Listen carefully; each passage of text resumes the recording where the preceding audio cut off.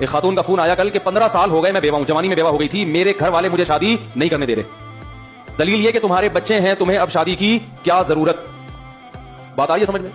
شریف عورت کبھی اپنے باپ سے, اپنے ماں سے اپنی مجبوری نہیں بتاتی, ڈپریشن میں چلی جائیں گی, اسٹریس میں چلی جائیں گی, کیونکہ یہ والدین اتنے بے وقوف ہیں, انہیں یہ بھی نہیں پتا کہ جو سیکشل ڈیزائرز ہیں وہ انسان کی باڈی کا حصہ ہیں, چاہے مرد ہو یا عورت, اس کا کسی کے اچھے یا برے ہونے سے یا بچے ہونے یا نہ ہونے سے تعلق نہیں ہے.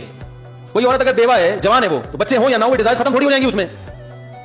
تو ماں باپ الٹا تانے دیتے ہیں کہ تمہیں کیا ضرورت ہے شادی کی, تمہیں کیا ضرورت ہے شادی کی. انسان اگر مرد ہے یا عورت ہے تو جو کھائے گا, تو جہاں بازو میں طاقت پیدا ہوگی وہاں اس کی ڈیزائرز بھی بڑھیں گی, اس کو شادی کا شوق بھی پیدا ہوگا, چاہے وہ نیک ہو, برا ہو, شریف ہو. اس کا نیکی برائی سے یا شرافت سے کوئی تعلق نہیں ہے, بلکہ شریف میں زیادہ ہو گئی ہے, اس لیے کہ اس کی تو سوچ بکھری نہیں رہی ہے نا, اس کی تو غلط جگہوں پہ وہ خواہش استعمال ہی نہیں ہو رہی ہے.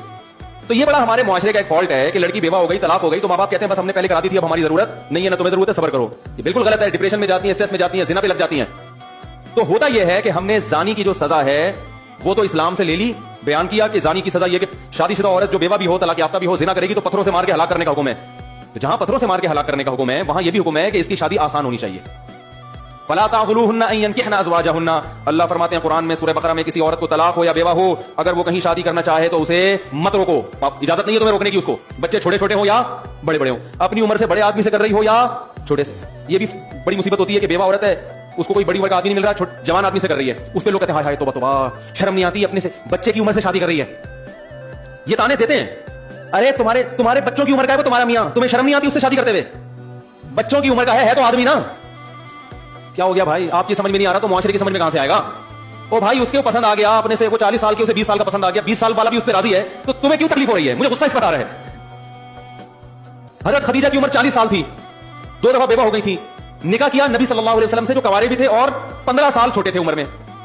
تو اس کا مطلب آپ کو یہ شادی بھی پسند نہیں ہے, تو پھر تو اپنے ایمان کی خیر منانی چاہیے نا.